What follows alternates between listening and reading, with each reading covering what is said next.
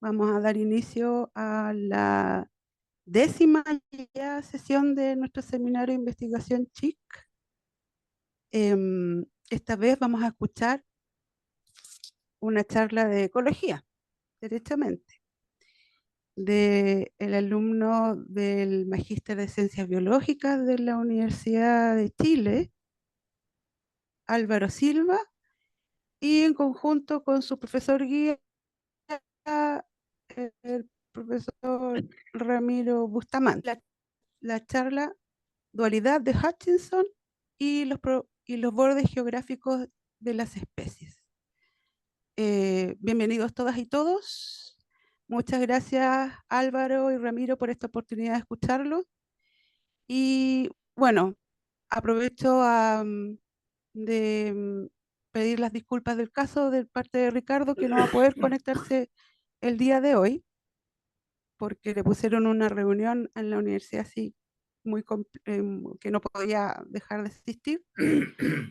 Por lo tanto, le voy a dar inmediatamente la voz a Ramiro, eh, quien va a presentar su laboratorio y va al contexto del trabajo con el CHIC.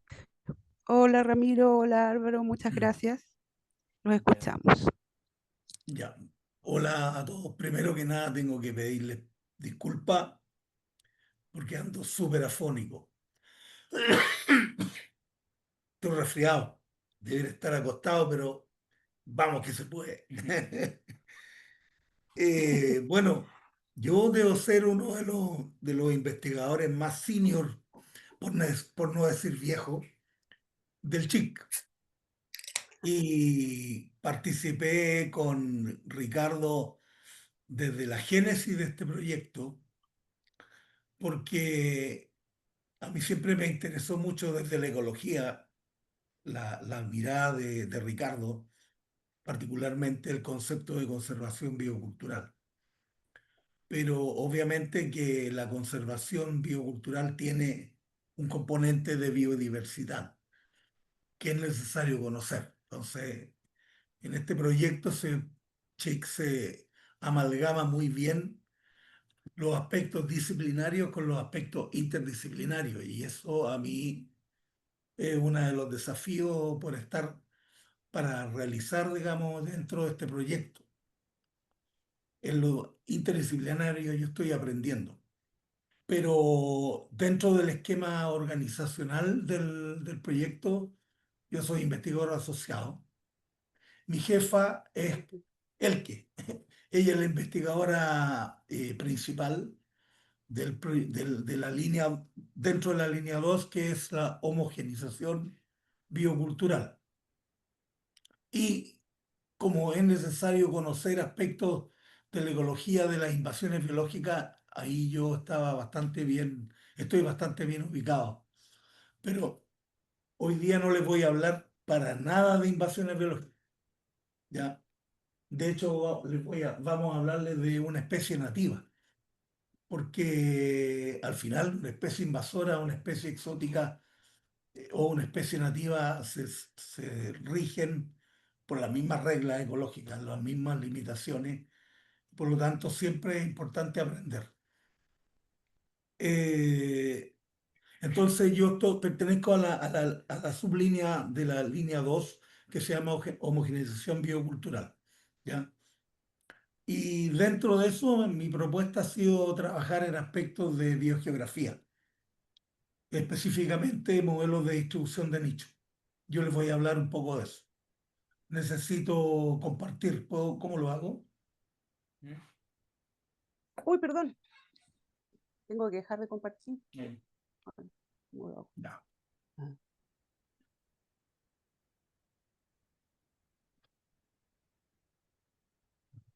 Ya. Entonces, el título de nuestra presentación es un título que tiene que ver con la biogeografía, particularmente la dualidad de Hutchinson, y ya les voy a explicar en qué consiste, y los bordes geográficos de las especies. Como dijo Paula, eh, Álvaro y yo vamos les vamos a presentar los elementos del seminario. Ramiro, perdón, Sí, dale ahí a presentar porque estamos viendo las diapos no como presentación. Por, qué raro.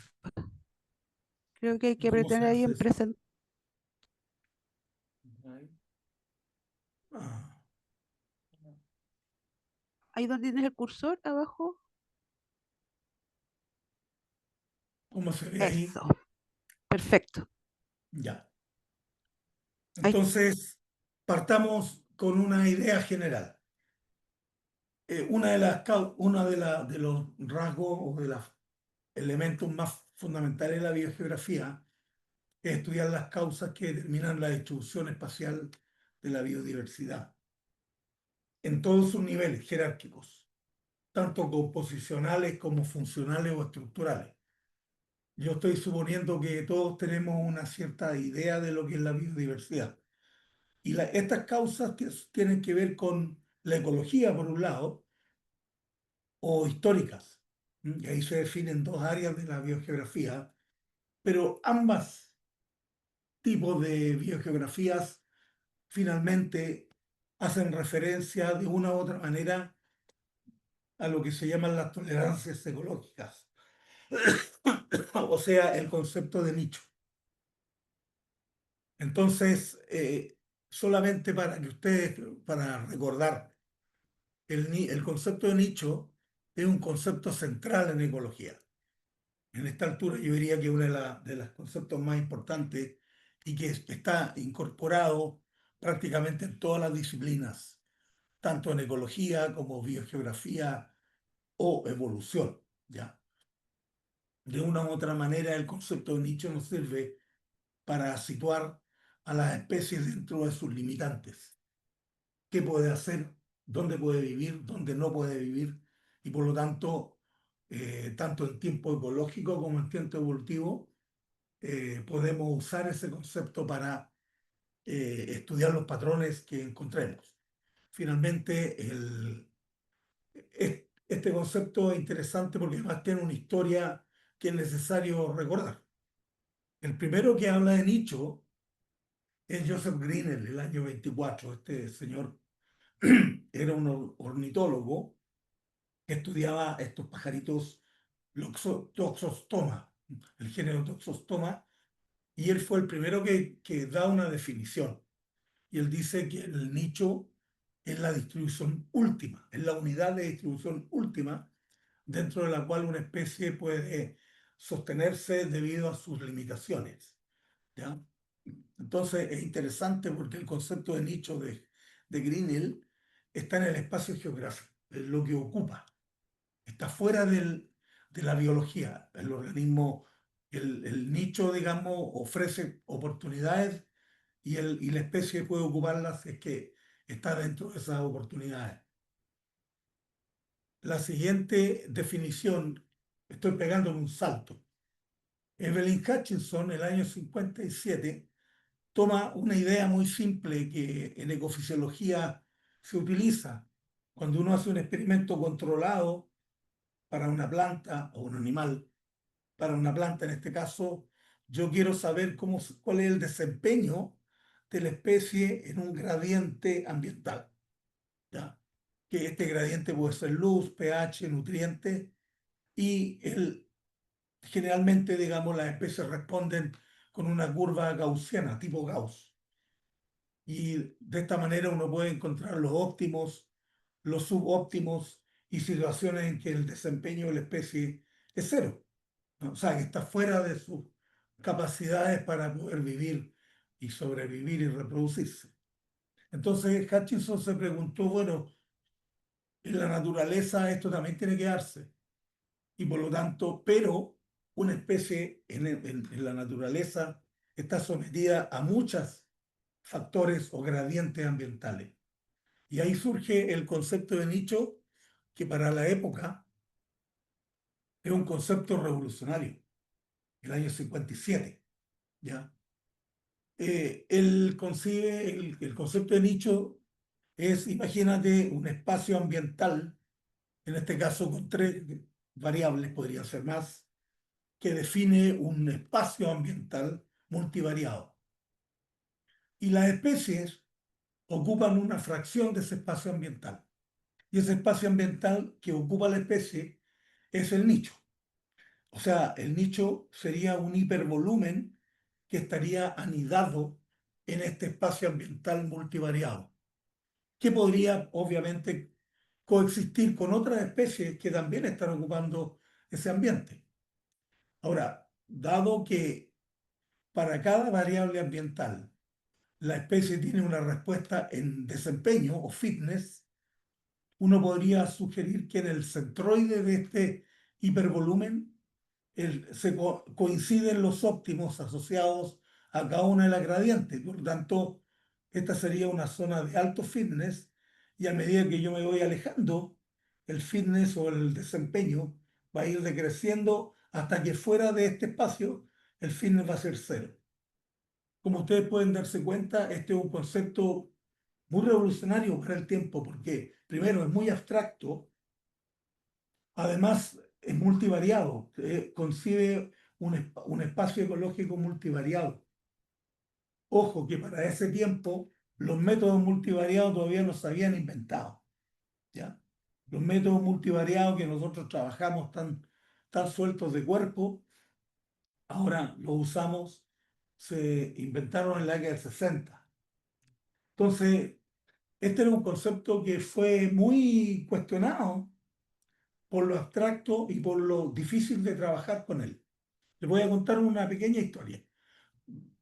De hecho, Robert McCarthy, que fue alumno, doctorado, el alumno estrella de Hutchinson, ¿ah? Él, conversando con Charles Krebs, otro ecólogo importante que publicó un libro en el año 2002, perdón, él dice, yo recuerdo una conversación que tuve con Robert McCarthy en el 69, y él me dijo que había abandonado el concepto de Nietzsche porque no era medible por ningún set realista de parámetros. O sea, el alumno ya renegando con su profesor, porque el concepto que había utilizado no se podía trabajar. Y es interesante porque por eso este tipo fue un adelantado a su época. De hecho, hay otros problemas más conceptuales. Por ejemplo, estos dos ecólogos importantes decían que la mayoría de los ecólogos están de acuerdo de que el nicho es un concepto central, a pesar de que no sabemos exactamente qué significa, ¿ya? Esto también está publicado en la década del 90, o sea, casi 40 años más de la conceptualización de Hutchinson. Y yo creo que la causa de estas confusiones es que existen diferentes conceptos de nicho. El concepto de Grinnell, el concepto de Hutchinson, que los vimos recién, y el concepto de Elton, ¿ya? Charles Elton tiene otra mirada respecto de la función, ¿ya? No voy a entrar en los detalles, pero y de hecho hay más conceptos dando vueltas. Entonces, probablemente por la facilidad, la conceptualización y el uso del nicho en tantos ámbitos de la ecología y la evolución, ha requerido distintas visualizaciones. ¿Mm? Ahora, el año 2009 en esta revista fundamental, muy importante, en el PENAS, se hace una reevaluación del concepto. Este es para quien le interese, digamos, conocer un poco la evolución del concepto, sería interesante que lo vieran. Está disponible en la red. Y ellos tienen un número especial en esta revista que hablan de la biogeografía, el cambio climático y la evolución de nicho. ¿Mm? Entonces, aquí como que se hace una reevaluación del concepto y uno de los capítulos, que es el capítulo de Robert Colwell y Tiago Rangel, el profesor y otro alumno, un alumno que era brasileño, Tiago Rangel, ellos publicaron un artículo que se llama La dualidad de Hutchinson. ¿Ah? Ellos visualizan este concepto nuevo que necesitamos clarificarlo por todo lo que significa, digamos, después la modelación. Ellos visualizaron la dualidad, el nicho como una dualidad. O sea, el nicho de Hutchinson y el nicho de Grinnell constituían una dualidad. ¿Y qué es lo que es una dualidad? Un fenómeno que tiene dos caras. ¿Ya? Entonces, en un momento determinado, yo puedo estar en el nicho de Hutchinson, pero si yo genero un algoritmo o una función adecuada, yo podría irme desde cada punto del nicho de Hutchinson, irme al nicho de Grinnell, o sea, la distribución geográfica. ¿Mm? Esto para el año 2009 ya no era una tremenda novedad, porque ya estaban apareciendo, por ejemplo, los grandes sistemas de información geográfica. Era posible poner las ocurrencias de las especies con latitud y longitud, lo que a nosotros ahora nos parece algo casi trivial, pero eso requiere una tecnología tremenda, ¿ya? Pero conceptualmente, entonces el nicho de Hutchinson y el nicho de Grinnell se corresponden siempre y cuando haya una función que me permita ir desde el espacio geográfico al espacio abstracto de Hutchinson o desde el espacio abstracto de Hutchinson al espacio biogeográfico de Grinnell, con latitud, longitud y todo lo que ustedes quieran. Entonces yo lo que puedo hacer es tomar la latitud y la longitud y llevármela para acá también. ¿Mm? O sea, ahí aparece un concepto que es muy potente y que constituye la base de los modelos de distribución geográfica. O sea, esta es la base conceptual. Entonces, aquí aparecen nuevas tecnologías. Basado en esta dualidad, ¿ya?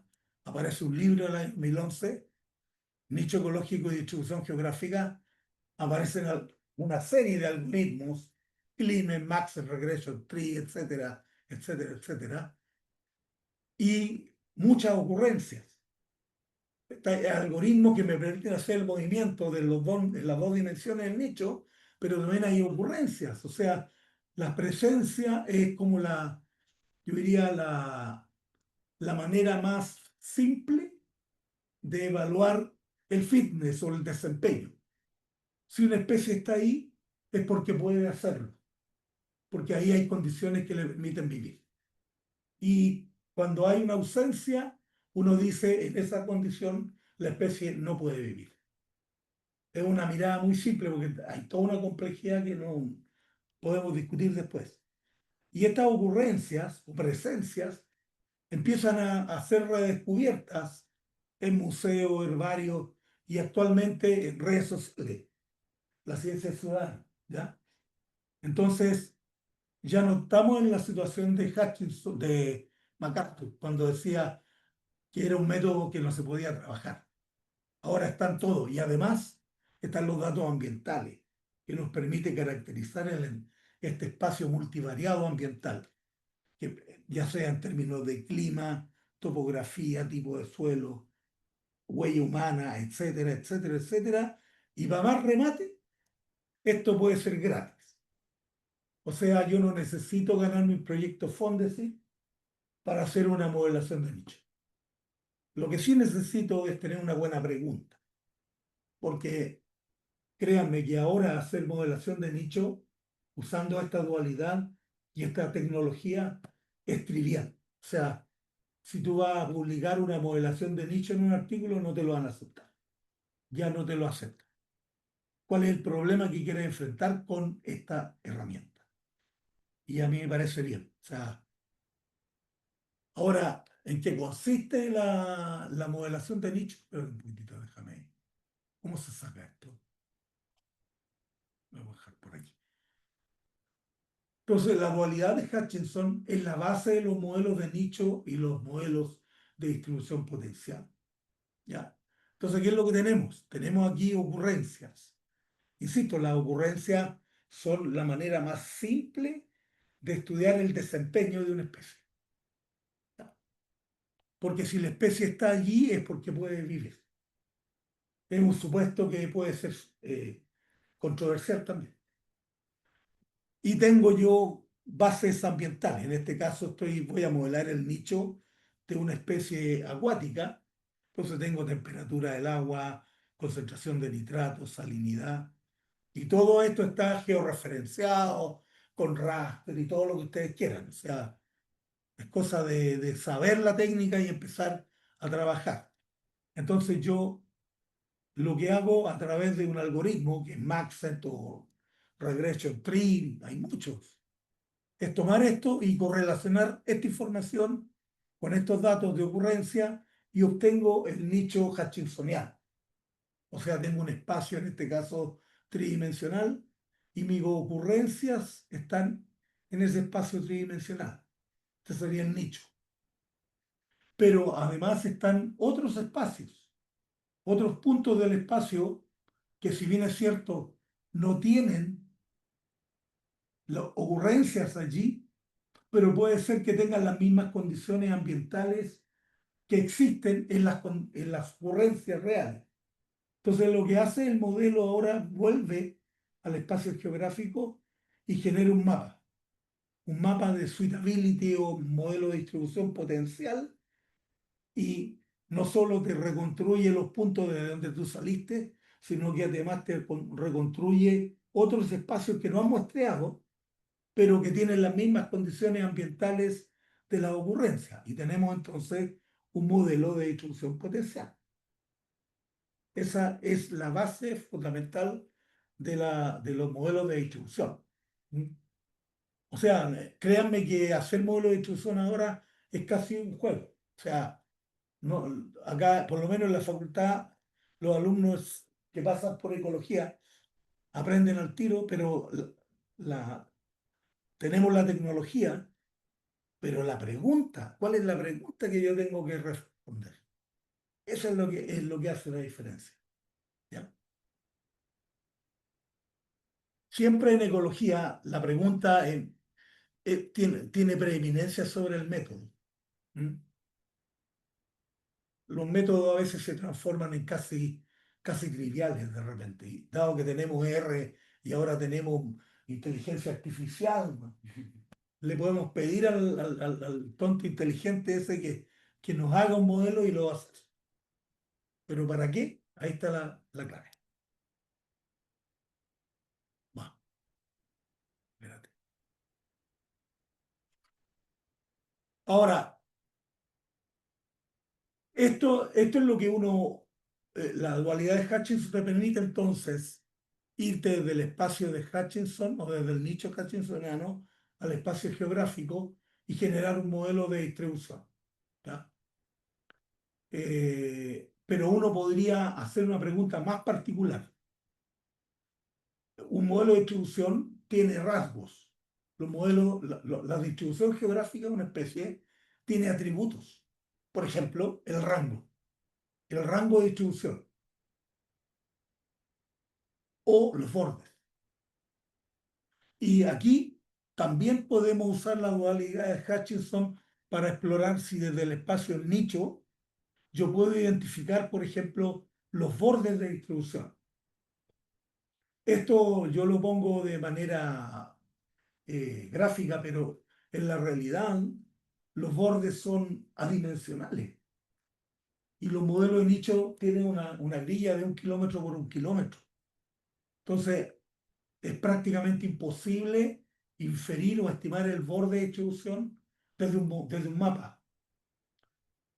No porque no se pueda hacer, sino que porque no representa exactamente lo que nosotros queremos. Entonces, una cosa importante. ¿Por qué estudiar los bordes? ¿Por qué no estudiar la distribución completa? ¿Ya? Hay una explicación.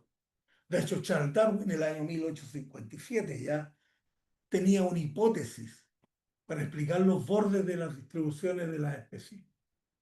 Y él decía que había dentro de un gradiente ambiental, que puede ser latitud, longitud. Créanme que para Chile nosotros estamos bendecidos por la naturaleza, los ecólogos, porque la gradiente ambiental que no tenemos que construir, sino que está ahí. Como dice Mary Callen, tenemos los experimentos naturales andando, porque este gradiente espacial puede ser latitud o puede ser altitud, ¿ya? Y yo puedo estudiar la distribución geográfica de una especie midiendo la abundancia o la ocurrencia, la probabilidad de ocurrencia, lo que ustedes quieran, y puedo definir el borde. Y lo que decía Charles Darwin es que en los bordes había un borde que se podía explicar por el clima, que era la parte más estresante del gradiente, y en la parte más benigna, el borde se podía explicar por las interacciones biológicas, ¿ya? Por otro lado, estos bordes son interesantes desde el punto de vista evolutivo, porque esos son los bordes de distribución. Voy a correr esto. Ya. Los bordes de la distribución, los escenarios donde puede ocurrir selección natural. Porque si aquí las poblaciones que están en los bordes expresan novedades evolutivas, o sea, algún tipo de rasgo que tenga algún valor adaptativo, la especie puede asentarse en el lugar e incluso poder empezar a colonizar y por lo tanto ampliar su rango de distribución.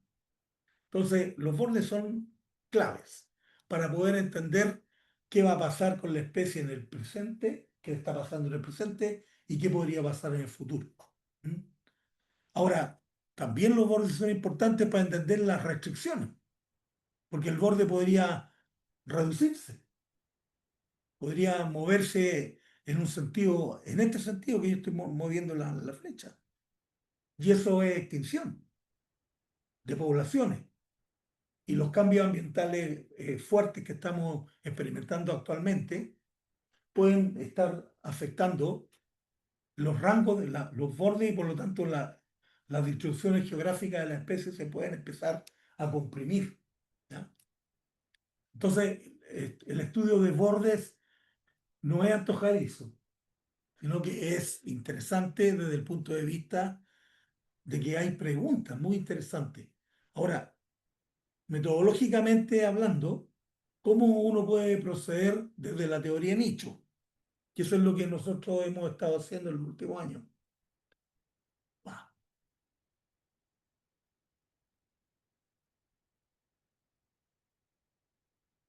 bueno, como les decía, ya avancé un poquito con esto, pero lo vuelvo a repetir.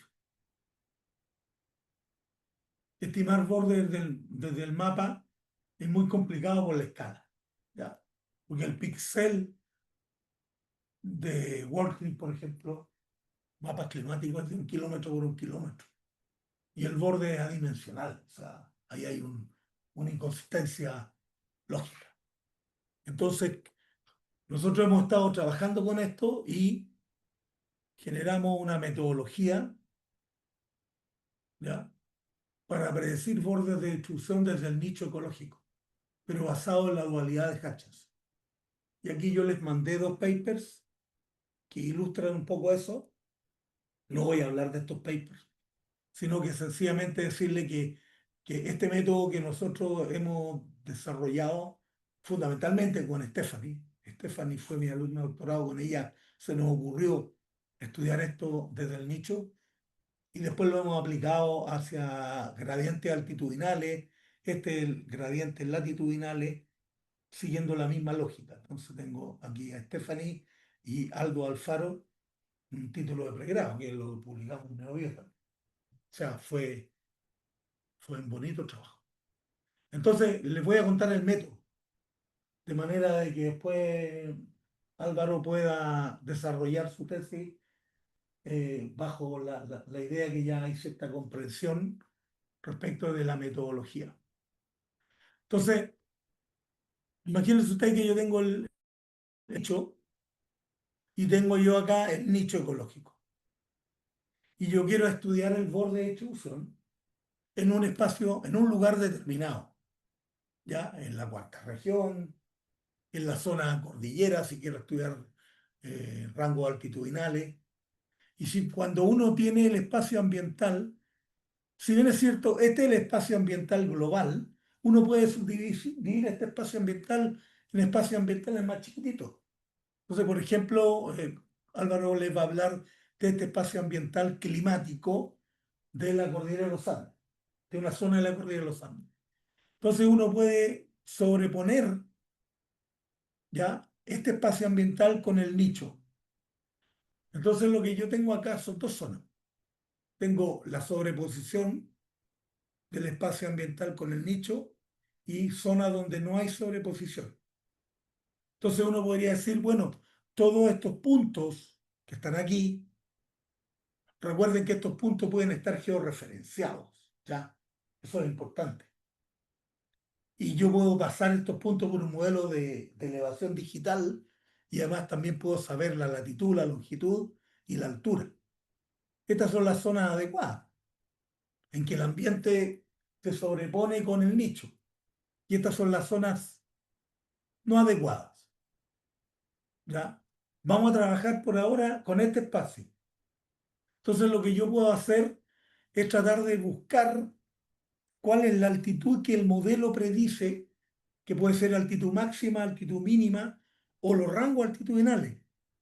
Entonces, para poder encontrar este modelo, la altitud que predice el modelo, yo utilizo técnicas de remuestreo, ¿ya? Haciendo remuestreo acá, podemos hacer 10, 20, 30, 100, 10.000, lo que ustedes quieran, para generar una distribución de frecuencias, por ejemplo, de la altitud máxima o la distribución de frecuencia de la altitud mínima o incluso la distribución de frecuencia del rango altitudinal. Y esto es entonces, este es un histograma, es una distribución de probabilidades. Entonces yo puedo utilizarlo para saber si el borde que yo observo en un momento determinado se comporta o no de acuerdo a lo que el modelo me predice. ¿Ya? Entonces, si el modelo, si por ejemplo acá, como este es un histograma, yo puedo utilizar técnicas estadísticas del 95% de la distribución y puedo saber si el borde observado, lo que yo observé en terreno, cae dentro del 95% o cae fuera del 95%. Y por lo tanto yo puedo saber si el clima explica o no explica, ¿no es cierto?, lo que yo observo. Esa es como la idea. Entonces, este modelo yo también lo puedo proyectar en el tiempo. Imagínense ustedes que yo tengo el tiempo actual. Entonces yo tengo, este es el ambiente climático, o sea, esa elipse representa esto, y por lo tanto yo tengo una cierta sobreposición acá. Estos son los lugares adecuados. Entonces, en los lugares adecuados yo hago el remuestreo para ver cuál es la altura máxima o la altura mínima predicha por el modelo. Y utilizando procedimientos de remuestreo, Bootstrap, por ejemplo, yo puedo generar entonces un histograma de remuestreo que me entrega la distribución de probabilidades del modelo, que predice el modelo. Ahora, los modelos de cambio climático me dicen que el ambiente puede cambiar. Entonces, imagínense ahora que se produce un cambio climático, ¿no? Y ahora en el tiempo uno el ambiente cambió. Y como cambió el ambiente, me cambió también la zona de sobreposición. Entonces, si yo hago un remuestreo acá, no tiene por qué darme, y obviamente no me va a dar la misma distribución, me va a dar otra distribución, ¿ya? Entonces, yo puedo utilizar esto para estudiar el presente y para estudiar el futuro. De hecho, también uno lo podría utilizar para estudiar el pasado, dado que existen actualmente modelos climáticos que representan 10.000 años atrás, etc.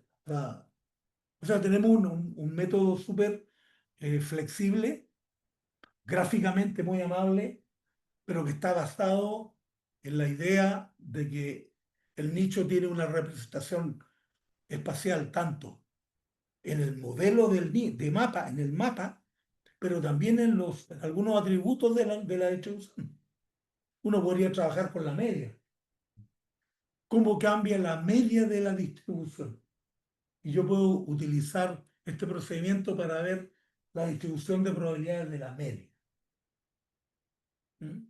Ahora, esta cosa tan, ojalá que me haya entendido, no sé si alguien tiene alguna pregunta en este momento, porque vamos a pasar ahora al ejemplo de, ahí nos vamos les va a mostrar cómo funciona esta cuestión ahora a de veras. Ujú. No sé si tienen alguna consulta, Yes, yes. si hay algo que no entendieron, Yo creo para que que tenga está, sentido. o no Pero de se todas entenderá, maneras, o todo sí. esto está muy bien escrito y descrito en los dos papers que les mandé. Ujú. Gabriel, Yo estoy digiriendo, Ramiro. Muchas gracias. No conozco mucho la teoría de Nietzsche. Francisco, parece que Francisco quiere hacer una pregunta.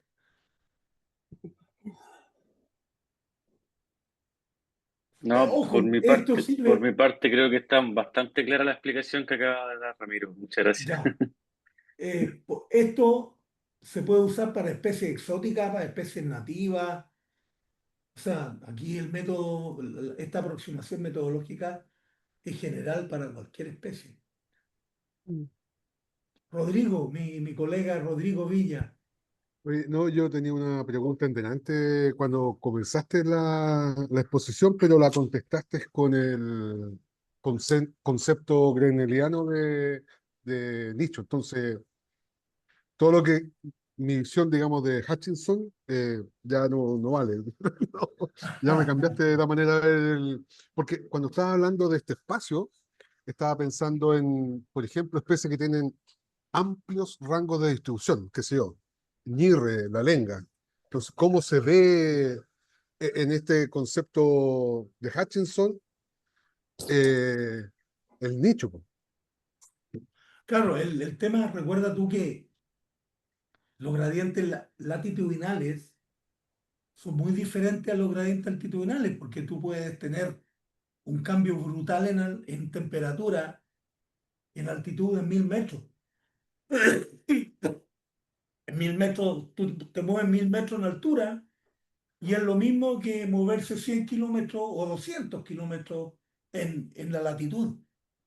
Por lo tanto, los modelos han dicho no te van a entregar esa información, este modelo, a menos que tú tengas la correspondencia espacial, ¿ya? Entonces, esta pelotita, que no es pelotita en realidad, es una nube generalmente, ¿ah? No es una esfera, es puede tener Sí, po, obvio. una expresión espacial muy chiquitita o una expresión espacial muy grande, porque la escala geográfica es la que define finalmente cómo se expresa eso en el espacio, ¿ya? Y particularmente en Chile, en que tenemos un valle central, digamos, que cambia de manera muy, el clima cambia de manera muy suave, de norte a sur, Mm. pero en altura tú podéis tener un cambio brutal en 1000 metros. Creo que son 6 grados de temperatura en 1000 metros de altura. Entonces, claro, acá está todo constreñido, en el modelo de nicho de Hutchinson está todo constreñido y después es como un resorte. Después, al tirarlo al espacio geográfico, ¡pua!, se te separa. Y ahí va a buscar en ese espacio geográfico todas las condiciones ambientales que están aquí constreñidas, ¿me entiendes? Ya, perfecto. Sí, me quedó clarito, Ramiro. Ahora estoy expectante a lo que viene, porque me interesa lo del pasado también, si es que podemos hacerlo en algún momento. Se Por puede eso, hacer. pues si ya lo dijiste, por eso. El único supuesto aquí hay un supuesto aquí, ¿ah? Fíjense ustedes que esta es la misma pelotita. El nicho no cambia. Aquí estamos bajo el supuesto de la Mm. conservación de nicho, ¿ya? Sí. Entonces, el nicho no cambia, lo que cambia es el ambiente. Ahora, si yo me proyecto a más tiempo, hacia el pasado, podría ser que el nicho cambie. Y ahí, pero yo creo que eso puede de alguna manera Una máquina del tiempo. ¿Cómo no vamos a tener una máquina del tiempo para ir a ver las Oye, especies? pero Ramiro, pero es obvio que tiene que cambiar el nicho a través del tiempo, porque las condiciones ambientales han ido cambiando y no cambian a cada rato. Pues hay procesos que toman millones, decenas de millones de años. Estoy pensando en los notofagos del fines del Cretácico versus los notofagos actuales. No son las mismas condiciones y por lo tanto no tienen por qué ser los mismos nichos. Ya, pero ahí hay cambio de especies también. A Pero pesar, oye, mira, interesante lo que tú dices, porque nuestro querido amigo Felipe Hinojosa, él, bueno, yo no sé qué hago ahí metido, pero publicamos un artículo en Journal of Biogeography el año 2016, en que él demostró que el nicho, a pesar de esos millones de años, el nicho no había cambiado mucho. El nicho del género, Wow. el nicho del género, ¿ah? Ah, No de las especies, porque había algunas especies que se fueron hacia el trópico y otras que se fueron hacia las zonas más australes.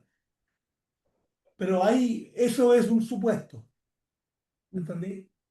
Pero en un tiempo razonable, 100 años, 50 años, eso es razonable. Ya. Entonces ahora, un Ramiro, ejemplo de... Sí, perdón, quería ahora que estaban conversando eso, como que me vino una pregunta, porque una cosa es poder modelar estos nichos en función de la ocurrencia de las especies, pero ¿qué hay en torno a la abundancia de esas especies dentro de ese nicho? ah, ¿Eso es modelable igual? ¿O cómo estos bordes que se pueden identificar en el espacio, pero puede sí. ser un individuo en ese borde y no el grueso de la población en términos de biomasa o de abundancia? ¿Cómo se relacionan esos factores aquí? No, mira, eh, datos de abundancia poblacional sería ideal poder meter en estos modelos, Ujú. pero prácticamente no existen. Ah, ¿Ya? es porque no existen, no es que No no se pueda existen, no existen. metodológicamente. Ok. Esos datos no existen, pero además hay una razón, hay una explicación o una justificación más teórica, que la probabilidad de ocurrencia, que se puede calcular a partir de las presencias, está, Ujú. está correlacionada positivamente con la abundancia. Eso Ah, ha claro. sido demostrado empíricamente. Ok. Entonces, cuando tú hablas de probabilidad de ocurrencia, acuérdate que, mira, aquí, los modelos te entregan probabilidad de ocurrencia, ¿te fijas? Ujú. 0,8. Entonces uno razonablemente, uno no lo va a medir, pero razonablemente puede asumir que aquí es donde la especie le va mejor. Por ahí está el óptimo. ¿Mm? Aquí hay varios óptimos, pero uno podría suponer eso. Pero eso igual está relacionado a los esfuerzos de muestreo también, no necesariamente a la Todo lo abundancia de que, la especie. Sí. cáchate que tenemos, los datos que tenemos son los que existen. Y estos datos vienen tomados desde los historiadores naturales de hace más de 50 100 años, y que ellos tomaban los datos, ellos tomaban solamente las presencias, po.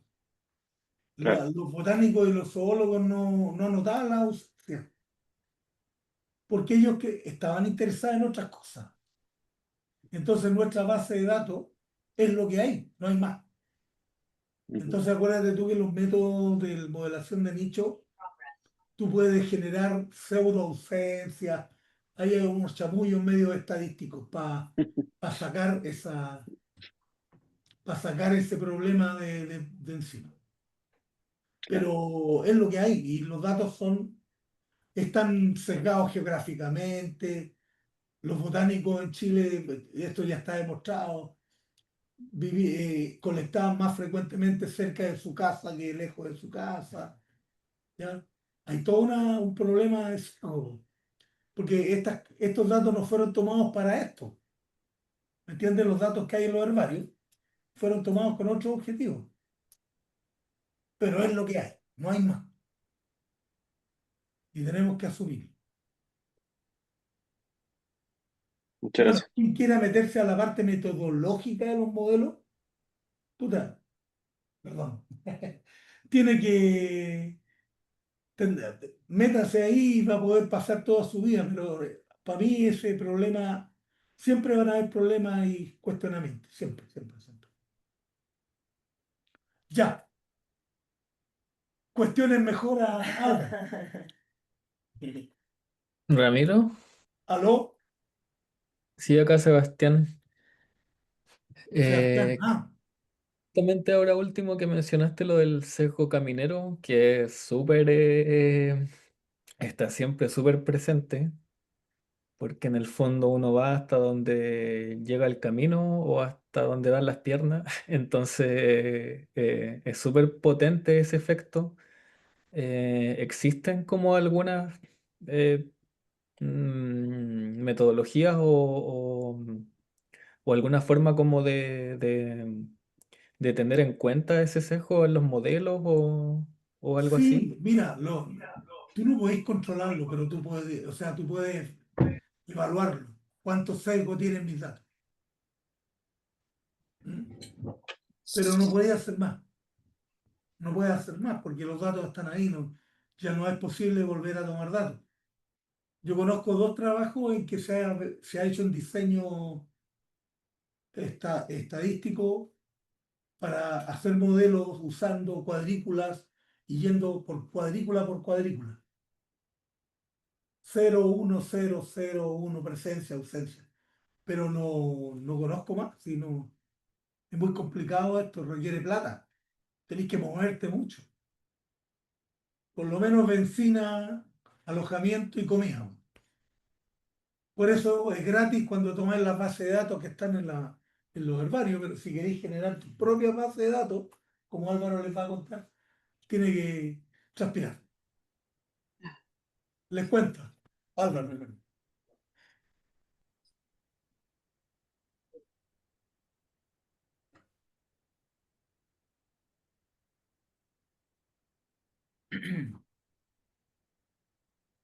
Hola, hola, buenas. ¿Me escucha bien? Me dice ahí. Súper bien. Perfecto. Bueno, entonces me presento. Mi nombre es Álvaro Silva. Yo soy estudiante del Magíster en Ciencias Biológicas de la Universidad de Chile y también soy becario de Magíster de Chile, ¿ya? Entonces ahora les voy a hablar un poquito sobre lo que ha sido mi tesis de Magíster actualmente, que está titulada como Cambio climático y rangos altitudinales de Acatemera crasa, una aproximación desde el nicho térmico. Entonces, tenemos, ¿cierto?, que una pregunta central, ¿cierto?, dentro de la ecología es conocer la distribución de las especies, y particularmente para las especies que habitan en montañas, ¿cierto?, en el gradiente altitudinal, es conocer su rango altitudinal, ¿cierto?, sus bordes, principalmente porque en estos límites o bordes de la distribución siempre han sido objeto de estudio principalmente porque en estos bordes las condiciones ambientales, por ejemplo, térmicas, climáticas, ¿cierto?, son subóptimas, ¿ya? También se sabe que estos límites pueden estar principalmente por los factores bióticos, ¿cierto? Es decir, interacción entre las especies, o también puede haber un factor sinérgico entre estos, ¿cierto? Es decir, entre las condiciones abióticas, ¿cierto? Clima y las condiciones bióticas de la interacción.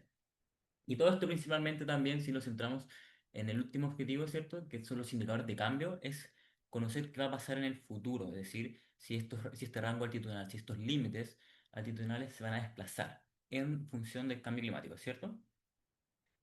Entonces, algunas hipótesis, ¿cierto?, que han sido descritas ya en la literatura es de las especies que habitan en montañas, ¿cierto? Pueden experimentar diferentes efectos, ¿cierto? Hay algunas especies que pueden experimentar, por ejemplo, la letra A, una expansión del rango, es decir, ¿cierto? El límite superior se expande. Otras especies pueden experimentar cambios en los dos bordes. Y otras especies también pueden experimentar contracciones, es decir, uno de estos rangos puede acortarse. Y evidentemente, como sabemos, las especies en general en todos lados, ¿cierto?, de la montaña también interactúan con otras especies. Por ejemplo, si nuestro modelo de estudio, nuestra especie de estudio tiene un efecto, es decir, el cambio climático lo afecta de diferentes formas, por ejemplo, a su alimento y a la especie en sí mismo, se pueden producir, ¿cierto?, lo que conocemos como el mismatch entre especies, es decir, que ambas especies reaccionan de forma diferente al cambio climático y pueden ocurrir una interferencia en su interacción, como vemos en esta imagen. Entonces, bueno, no voy a hablar en detalle, ¿cierto? Ya se habló como la base teórica de la modelación de nichos, ¿cierto? Se han ocupado ampliamente para predecir cambios en los rangos geográficos. Y evidentemente, ¿cierto? Como se mencionó también, tienen una limitante las gradientes altitudinales, principalmente por su resolución espacial. Principalmente porque un píxel en un mapa, ¿cierto? Puede abarcar múltiples elevaciones. Entonces, lo que nosotros nos preguntamos es, frente a esta limitante, es decir, si los modelos de nichos principalmente pueden predecir los rangos altitudinales de las especies actuales y futuras para especies que tengan una distribución restringida, ¿cierto? Especies nativas, endémicas principalmente, que estén acotadas específicamente en el espacio y también realizar una proyección de este rango en escenarios de cambio climático. Entonces, para eso, ¿cierto? Nosotros buscamos una especie, les presento la primera clase, una especie que habita el gradiente altitudinal principalmente eh, en la zona central de Chile, ¿cierto? Desde Portillo a Termas del Flaco. Es un insecto que conocemos comúnmente como los insectos palotes. ¿Ya? Es nativo, ¿cierto?, de Chile y Argentina. Y bueno, en relación al género Agatemera, ¿cierto? Es un género que está distribuido exclusivamente en el cono sur, lo que conocemos, ¿cierto?, como Chile-Argentina, en ambas vertientes, principalmente de la cordillera de los Andes. ¿Qué es lo interesante, cierto, de esta especie principalmente? Es que habita gradientes altitudinales, ¿cierto? Y según la literatura nos menciona que habita alrededor de los 1900 hasta los 3000 metros sobre el nivel del mar. Es una especie áptera, ¿ya? Es decir, no tiene alas y tiene una dispersión limitada por lo mismo, ¿cierto? Entonces es una especie que está acotada, su distribución está restringida al gradiente altitudinal. Entonces nosotros claramente nos preguntamos, ¿cierto? A través de esta parte teórica, ¿cierto? Del nicho jurisdiccional, ¿cierto? Y de esta dualidad de proyectarlo al espacio geográfico. Es decir, si no podemos realmente predecir los rangos altitudinales a través de este nicho. Y específicamente para esta investigación nos enfocamos exclusivamente en el nicho térmico de la especie, principalmente por la naturaleza ectotérmica de los insectos, ¿cierto? Y conocemos que los insectos dependen totalmente de la temperatura para regular cada una de sus funciones biológicas, fisiológicas, ¿cierto? Entonces hay una dependencia térmica clave, ¿cierto? Y también si miramos el gradiente altitudinal, lo podemos también observar como si fuera un gradiente térmico, principalmente porque hay un incremento de temperatura a medida que uno va descendiendo en altitud. Y también porque nos fijamos en la temperatura como el predictor dominante del cambio climático. Entonces, a través de este nicho térmico, ¿cierto? Que vamos a generar de esta especie, si podemos realmente generar una proyección altitudinal. ¿Ya? Entonces, nuestra pregunta de investigación se asoció principalmente con el cambio climático, es decir, cómo afectará el cambio climático, el rango altitudinal de Agatemera crasa en la cordillera de los Andes, ya principalmente en la distribución central de Agatemera crasa. Y nuestra hipótesis, cierto, es que el cambio climático va a generar un desplazamiento del rango altitudinal hacia mayores altitudes en la cordillera de los Andes y que podemos predecir este patrón a través de su nicho térmico a escala biogeográfica. ¿Ya? Entonces, nuestra hipótesis es que va a haber un desplazamiento. Entonces, como objetivo específico, principalmente se dividieron en dos. En trabajo de campo, principalmente se fueron a tres áreas de estudios que les voy a hablar más en detalle en la siguiente diapositiva. Entonces, en estas áreas de estudios determinamos el rango altitudinal observado y después pasamos eh, a la modelación de nicho térmico. Y a través de este nicho térmico, ¿cierto? Realizamos una proyección altitudinal esperada por el modelo y que fue comparada a su vez con lo que observamos en terreno. Y finalmente realizamos una proyección futura de este rango altitudinal bajo un escenario de cambio climático. Entonces, pasando ya a la parte del trabajo de campo, las áreas de estudio fueron Farellones y Valle Nemado, Embalse del Yeso y Valle de las Arenas, principalmente por su disponibilidad para acceder de forma vial, es decir, a través de las carreteras. Y fue en temporada estival que se realizaron cuando fuimos a esta área de estudio, en noviembre, diciembre del 2024 y enero del 2025. Entonces lo que se hizo principalmente fue una búsqueda activa, es decir, fuimos a este gradiente altitudinal, principalmente entre los 1.200 y los 3.500 metros sobre el nivel del mar en las áreas de estudio, y lo que hicimos fue buscar activamente en los refugios que sabíamos que estaban las especies. Es decir, fuimos a buscarlos en rocas, grietas, también asociados a vegetación principalmente.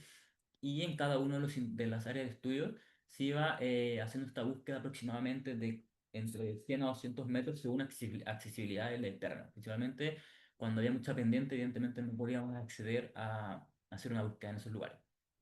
¿Ya? Entonces, la altura en cada una de estas áreas de estudio, ¿cierto? Lo que hicimos fue realizar, o sea, la información que se tuvo fue la altura mínima y máxima observada en cada una de las áreas de estudio. Entonces, estos vendrán siendo los resultados que obtuvimos en el trabajo de campo, ¿cierto? Los gradientes altitudinales, las alturas mínimas, máximas y el rango de búsqueda en cada uno de los gradientes altitudinales. Y finalmente decidimos trabajar, ¿cierto? Con la media de cada uno de estos valores, principalmente porque para nosotros eh, todo esto vendría siendo, ¿cierto? Un gradiente altitudinal. Pasando, ¿cierto? A cómo se realizaron la metodología para la modelación de nichos, este es un esquema resumen, ¿cierto? Contábamos con 27 ocurrencias ya que obtuvimos a través de GIF, literatura, es decir, lugares donde se había documentado la especie, las relacionamos con 11 variables de temperatura de aire, ¿ya? Y se generaron dos espacios ambientales, ¿ya? Estos espacios ambientales se generaron para obtener información térmica, por ejemplo, de las áreas de estudios y del espacio regional principalmente para conocer la información térmica de todo el género, donde habita todo el género de Acatemera. Después se generó un modelo de nicho que voy a hablar en detalle en la siguiente diapositiva. Después de este modelo de nicho, ¿cierto? Se generó es decir, se extrajeron estos puntos al espacio, se solaparon con una capa de elevación en donde nosotros podemos tener la información de altura de cada uno de estos puntos geográficos y se realizó un remuestreo estadístico de 10.000 muestras de tamaño 100 y se seleccionó el valor máximo y mínimo de cada muestra. Entonces, nosotros a través de esta metodología generamos dos histogramas. Un histograma de alturas máximas que esperaba el modelo y un histograma de alturas mínimas que esperaba el modelo. Entonces, pasando a los resultados, lo que tenemos acá, ¿cierto? Es el modelo nicho térmico representado en un análisis de componentes principales. Acá hay varias regiones que podemos identificar, ¿cierto? El espacio regional principalmente, que vendría siendo el espacio de Chile-Argentina, en donde hay muchos puntos, ¿cierto?, que tienen información térmica de este espacio regional. También tenemos el espacio local principalmente, que vendría siendo el espacio de mis áreas de estudio, es decir, cuando muestre ese mapita. A través de esto podemos conocer toda la información térmica de ese lugar y el nicho térmico, que se representa como una densidad de puntos de ocurrencia. Es decir, lo que hace el modelo es que, ok, tú partiste con 27 ocurrencias, pero el modelo busca en tu área de estudio, ¿cierto? En este espacio verde, lugares que coincidan con la misma información térmica de las 27 ocurrencias originales. Entonces genera una densidad de puntos. Entonces cuando proyectamos estos puntos al espacio, los podemos visualizar de esta forma. Es decir, estos vendrán siendo como lugares geográficos o sea, puntos geográficos o coordenadas donde el modelo me predice que es un lugar idóneo para que la especie viva. ¿Ya? Entonces, pasando al primer histograma, ¿cierto?, de alturas mínimas esperadas por el modelo, esto es un histograma, ¿cierto?, de frecuencia, ¿cierto? Y tenemos... ¿Mm? ¿Cuánto de hiciste? Estos son 10.000 muestras de tamaño 100. ¿Ya? Se generaron en este histograma. Entonces lo que tenemos aquí es, bueno, el eje X la altura, ¿cierto? La frecuencia en el eje Y y un intervalo de confianza de esta distribución. Y también nuestro valor observado, es que este fue el valor observado medio que nosotros encontramos en terreno. Entonces nosotros nos preguntamos si este valor observado cae dentro, fuera o si es igual que mi distribución.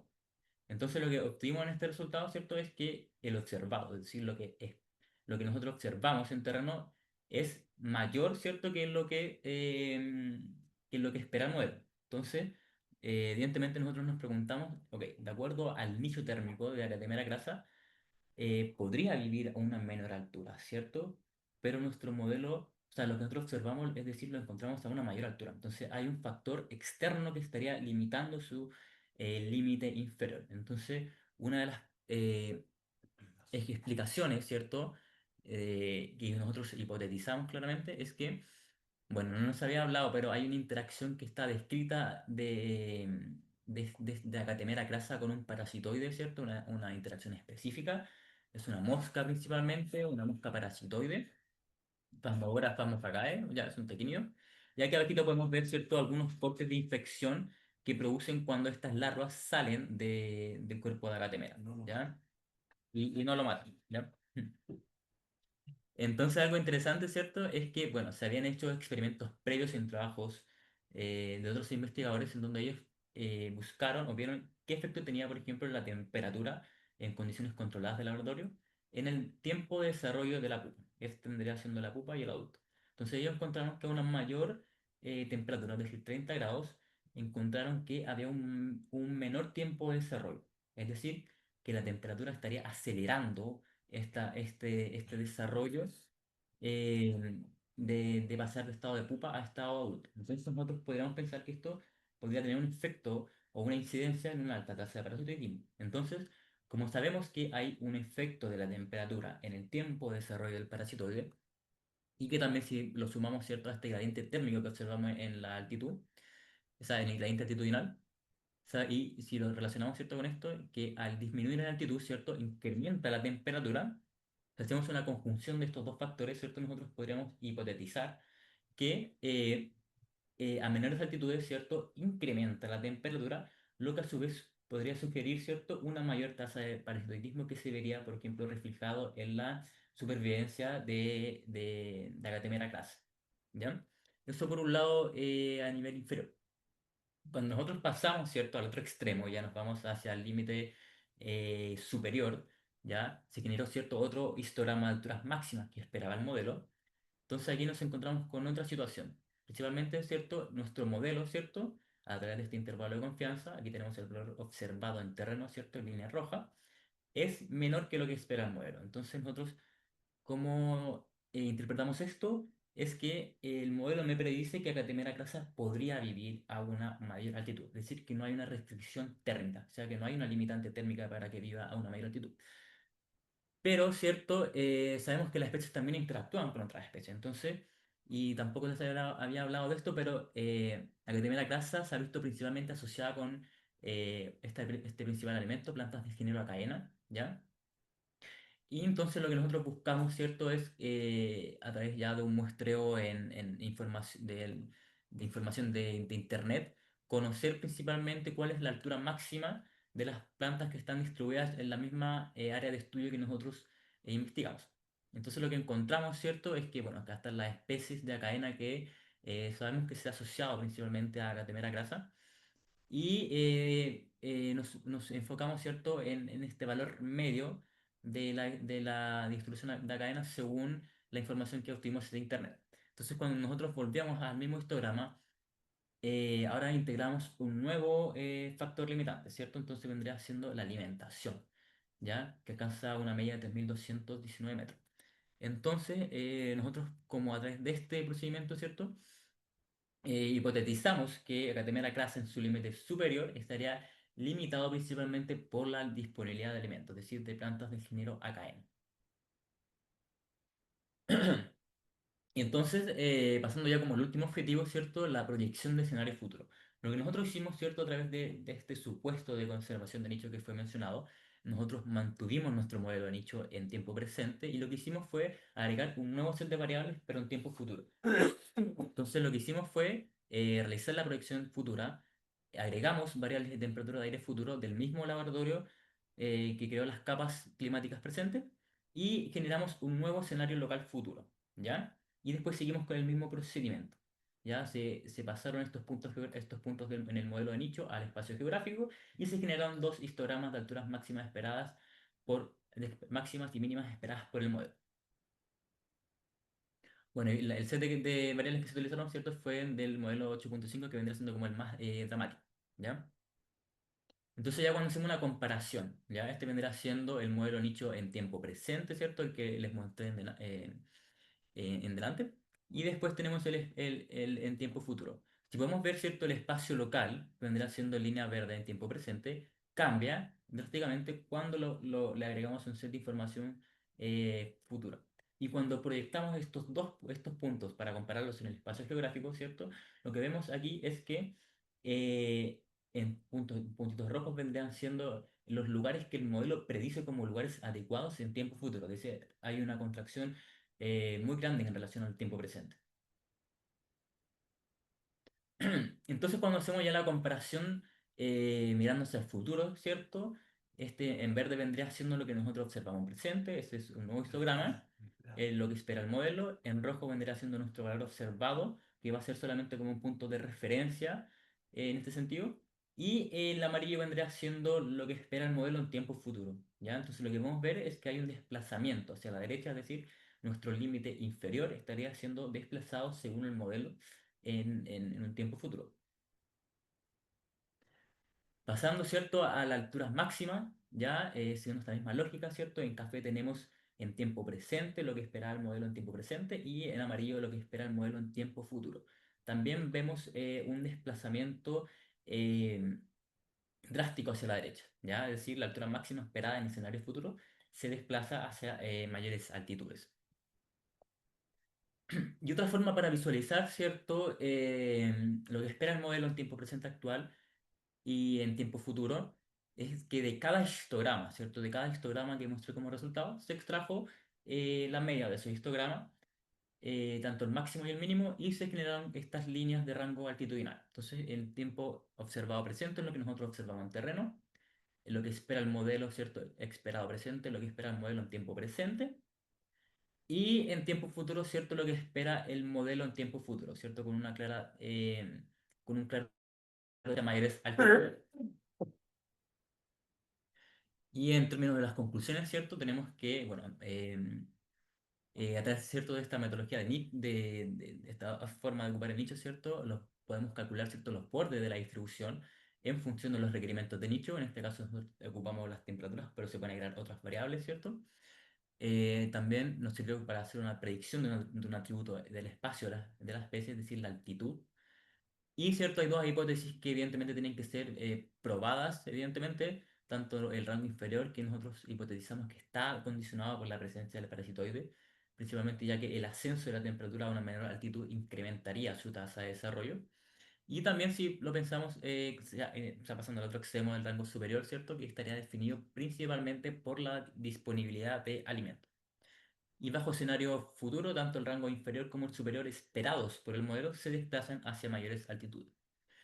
Y como perspectiva, ¿cierto? Es que se quieren realizar con este trabajo es realizar un análisis futuro del modelo de nicho de la cadena, del género cadena, para ver si hay una sobreposición de los histogramas, principalmente. Y interesante que esta metodología puede ser aplicable para especies que habitan en el gradiente altitudinal, ¿cierto? Lo único que se debería generar, ¿cierto? Se debería contar con ocurrencias de otras especies, ¿cierto? Que habitan en el gradiente altitudinal y generar espacios locales y regionales o nacionales también para caracterizar, ¿cierto? El espacio que rodea a la ocurrencia real. Eh, Eso principalmente. Gracias.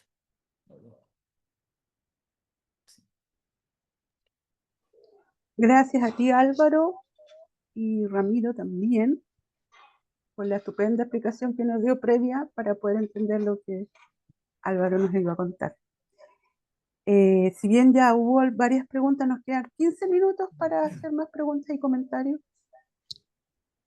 Mientras tanto, les pido que enciendan sus camaritas, ojalá no se hayan ido y estén todavía en el computador para tomar la fotografía. Eso, los dos ahí. ¿Se deja de transmitir, Álvaro, por favor, para tomar la foto?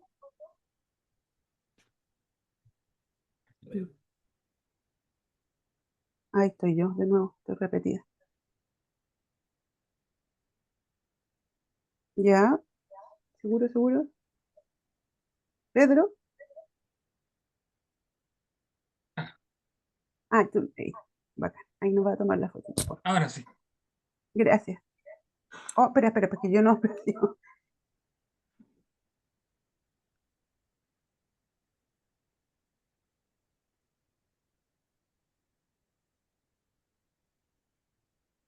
¿Ya?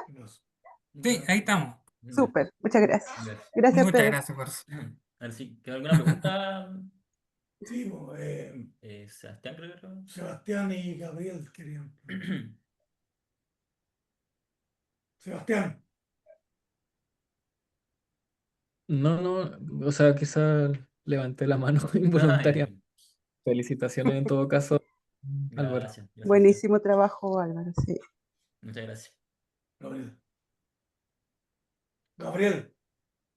No, yo puse una de aplauso, pero es que yo como que Gracias, levanté Gabriel. la mano. No, pero los felicito. Ahora entendí cómo este modelo de nicho es predictivo respecto a cómo se va a ir desplazando el lugar en el que puede vivir una especie. Todavía no entiendo del todo el modelo, pero me sirvió como para comprender mucho más que lo que comprendí antes, así que gracias. Gabriel. Yo tengo una preguntita, chica. ¿Esto em, sería repetible en la cordillera? Es que me quedé delante pensando en las distribuciones de especies que son como dicotómicas, ¿no? Que están, están muy separadas, por ejemplo, los guanacos en el norte de Chile y acá en Magallanes. Y cuando tú presentaste, Álvaro, em, contabas que también este género, estas especies de insectos están en la cordillera de los Andes y en la cordillera de la costa. Sería interesante quizás hacer un trabajo similar y comparar las similitudes Sí, sí, o sea, o nosotros al las final cuando diferencias. trabajamos con Acatemera grasa trabajamos con el centro de la distribución de Acatemera grasa, pero se encuentra mucho más al norte y mucho más al sur también, pero la zona central. Nosotros trabajamos solo Ujú. en la parte central de su distribución, entonces evidentemente nosotros podríamos extender el área de estudio Ujú. y conocer el total de la distribución de las especies. Pero ahí se tendrían como que generar, agrandar como la escala, si se puede hacer. Y con la cordillera de la costa, entendí que también se distribuye en la cordillera de la costa, ¿o no? Sí, sí, también se distribuye la cordillera de la costa. Sí, Que Ahí pueden, interesante. sí, cuenta ahí el Sí, problema. sí, ahí interesante porque la cordillera de la costa sabe que este insecto se distribuye principalmente en la copa de la cordillera de la costa.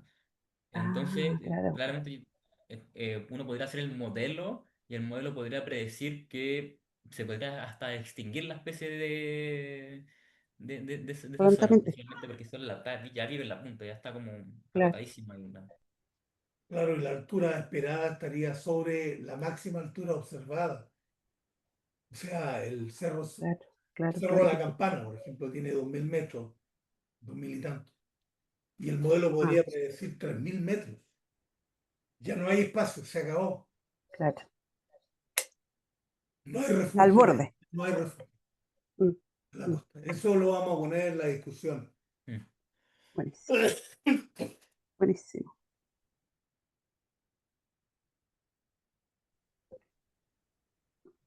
Chiquillas, chiquillos.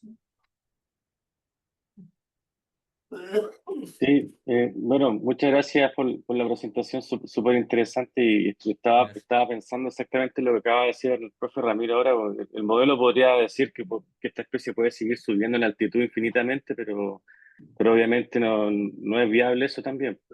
Entonces, eso me hace preguntar qué otras variables también terminan siendo condicionantes para la distribución de ese insecto, además de la temperatura. Eh, Me refiero, no sé si quizá el viento, la humedad, la sombra, no sé qué otras variables Mm, son claves para la distribución de tipo de organismos en estos ambientes. Esa es una claro, pregunta como general. Sí. sí, sí, sí, o sea, evidentemente como los refugios principalmente, eh, y el alimento también, el alimento es como un condicionante. Igual, por ejemplo, cuando nosotros estábamos haciendo esta investigación, la planta también se encuentra más abajo de su distribución.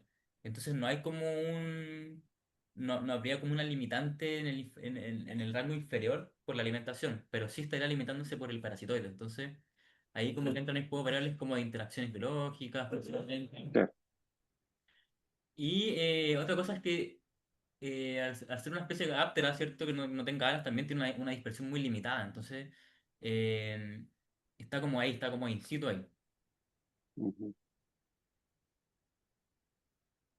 Sí, yo encuentro interesante eso, igual cuando uno trata de diseñar estrategias de conservación, pensando en Mm, escenarios futuros, porque quizás esas zonas que tú estás identificando que van a ser el nuevo hábitat, en las próximas décadas uno podría tratar de protegerlas de alguna manera, evitar Sí, una influencia no sé, de alguna actividad de algún tipo, qué sé yo. Mm. Es interesante Y esa aproximación. cuando fui a buscar esos puntos geográficos al espacio coincidían con cerros que alcanzaban una gran altura. Entonces, igual el modelo predice que en tiempos futuros va a vivir a esa altura, pero también hay que ver qué es lo que va a pasar, por ejemplo, con el alimento. Es decir, si va a reaccionar de la misma forma, si va a mantenerse, va a subir, porque igual Claro. el alimento o sea, van muy como de la mano ambos. Muchas Súper. gracias. Melissa también tiene una preguntita, un Hola, comentario. sí, buenas tardes, ¿me escuchan? ¿Sí? Ah, buenísimo. Disculpen que no prenda la cámara, no tengo cámara en el compu. Bueno, primero felicitaciones, muy interesante tu trabajo. Yo Gracias. igual trabajo con insectos y con modelos de distribución o modelos de nicho. Mm, Entonces te quería hacer una consulta, o más que una consulta, como algo quizá que pensar. Yo no he leído el paper ni el trabajo sobre el parasitoide. sí. eh, pero también hago modelos o sea, también hago experimentos de temperatura con insectos y claro, sí que es verdad que el aumento de la temperatura influye en la velocidad con la que hacen su ciclo biológico, ¿no es cierto? Pero también es importante tener en cuenta que a veces el hecho de que, claro, ese ciclo biológico vaya más rápido, no quiere decir que sea viable. Porque, por ejemplo, en mi Mm. caso, con el insecto que yo estudio, sí, el ciclo se adelanta hasta 6 meses cuando aumenta la temperatura, pero la cantidad de adultos o sea, la cantidad de individuos que llegan a adultos es mucho menor. Ujú. Entonces, también, o sea, no es, o sea, es interesante, claro, que el ciclo biológico del bicho se adelante, pero también hay que tener en cuenta otros temas, como por ejemplo la viabilidad. Entonces, quizá yo no sé si entra dentro de los objetivos de tu estudio ni no, pero quizá criarlo sería una buena opción. No sé qué tan fácil sea tampoco, pero criarlo no sé, a temperaturas altas para ver cuál es su viabilidad sería una opción que podría corroborar como lo que estás Ya. Sí, diciendo, ¿no? mira, el campeón de la ecofisiología de insectos acá en el departamento es el profesor Claudio Veloso, y él tiene Ajá. hartos experimentos de ecofisiología. Eh, Él ya ha cultivado, ha criado estos bichitos. Sí, sí, creo que debe tener resultados de Sí, sí. viabilidad. Yo creo que los vamos. Pero piensa, fíjate, Melissa, que esto, nosotros lo que tenemos es una evidencia indirecta, porque el insecto, ya, perdón, el parasitoide, al aumentar la temperatura, ¿no es cierto?, está aumentando su tasa de desarrollo. Y eso implica que tal vez, porque eso no lo podemos hacer, que tal vez el chinchipollo no pueda soportar esa carga parasitaria que está saliendo con tanta velocidad. De hecho, estos insectos pueden vivir con una carga de parásitos bastante grande. Y de hecho, uno observa los bichos grandotes que les van saliendo los insectos por el Wow. lado y ellos siguen campantes. Pero Mm. la duda es si la tasa de desarrollo del parasitoide va a afectar la sobrevivencia del... Entonces, claro, ahí hay una hipótesis, nosotros conectamos dos evidencias, pero la Claro, prueba pero mi pregunta era si el- el parasitoide a esa temperatura más elevada, pese a que haga más, o sea, sea vaya más rápido y se convierta antes en adulto, puede vivir a esa temperatura. Esa es mi duda. Lo que yo preguntaba, o sea, si el parasitoide a 30 grados, sí, claro, va a Ah, salir en 2 meses, se va a ser adulto, pero quizá, no sé, de 100 van a sobrevivir 30 y al final tampoco claro, infectaría tanto esa al... No. parte, esa parte Mm. no hay demografía de estos bichitos, Ujú. no Claro, se esa era mi sabe. duda, Mm. Está. porque a O mí sea, me pasa habría con que. Padoclus, por Yo ejemplo. hay experimentos del laboratorio del parasitoide, entonces habría que ver en detalle esa parte de viabilidad que no. O sea, sé que se han hecho experimentos con el parasitoide en laboratorio, pero no estoy muy seguro sobre si han Ah, visto la viabilidad, sobrevivencia. sobrevivencia. Yo creo que hay que Vale, hacer ya. sí, yo creo que sí, Ana. Pero muchas gracias Sí. por la pregunta, Melissa. No, de Ahora, nada. este parasitoide es específico, ¿ah? No puede vivir en otro lugar que no sea el chinchimoyo o chinchimoyi, Qué ¿ya? interesante. Y el problema es que no se puede modificar, o sea, el nicho del chinchimoye, perdón, el nicho del parasitoide es el chinchimoyi. Entonces no se puede separar al chinchimoye del parasitoide. Entonces ahí tenemos un problema que hay que refrasear una investigación. No sé si vamos a poder hacerlo nosotros. Pregunta yo. Pero Buenísimo. interesante el estudio, muy interesante. Gracias. Está muy interesante, exactamente. Así Así que como han agradecemos de demostrado con nuevo, Álvaro, insectos. Ramiro.